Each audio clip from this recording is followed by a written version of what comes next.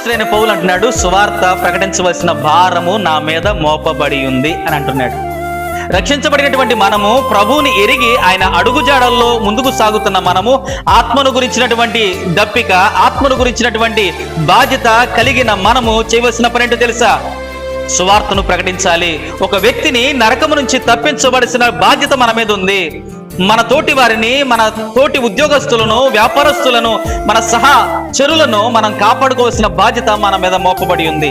అపోస్తలుడైన పౌలు తన స్వజనుల కోసం కష్టపడ్డాడు కదా, తన స్వజనుల కోసం భారం కలిగి పనిచేశాడు కదా, తన స్వజనుల కోసం క్రీస్తు ప్రభుల వారికి వేరైపోవడానికి కూడా తన తీర్మానం చేసుకున్నాడు కదా. కాబట్టి ఈ సమయం ముందు మనం జ్ఞాపకం చేసుకోవాలి, సువార్తను ప్రకటించడం అది మన బాధ్యతగా తీసుకోవాలి.